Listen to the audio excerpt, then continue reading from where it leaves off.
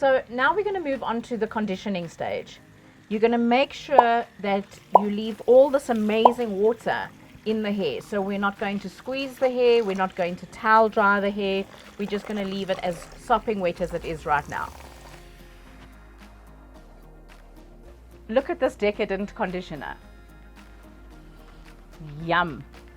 What makes this conditioner so amazing is that it can be used as a rinse out, it can be used as a deep conditioner or treatment, and it can also be used as a leave-in.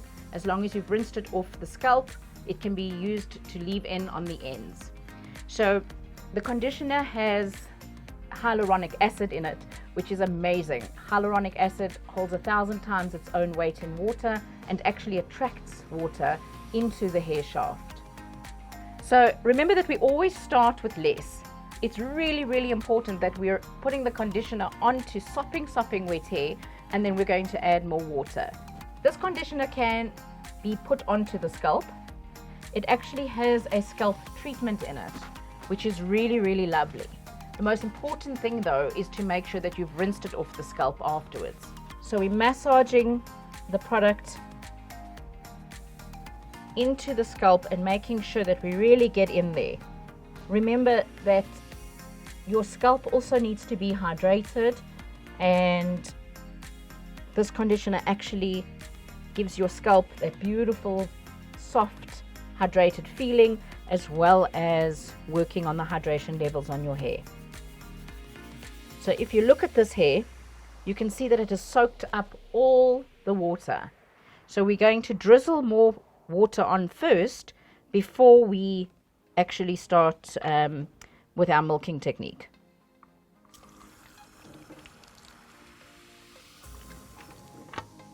Can you see the difference? That's the look that we're going for. Your hair needs to be soaking wet. This is what we talk about when we say we're going to be finger detangling.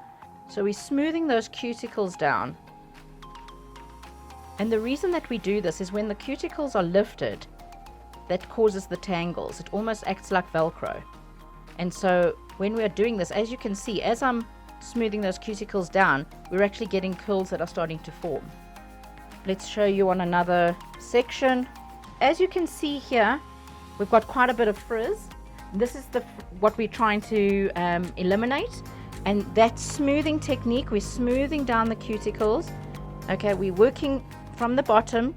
If there are any tangles here, you'd be getting those tangles out. The reason we're using our fingers is so that you can actually feel where the hair is drier, feel where the knots are, and detangle gently. If you're doing this with a brush, you're normally stretching the hair and causing the cuticles to lift up again, which we're trying not to do. So if you have a look here, we're now moving up. And we're smoothing.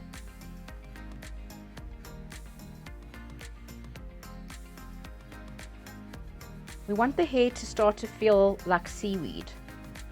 This step is really, really important. Can you see that? How that gets that seaweedy look. It's smooth and hydrated.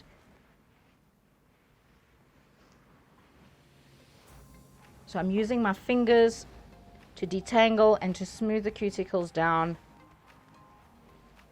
And you'll go over and over an area until you can feel that it's that seaweedy feel.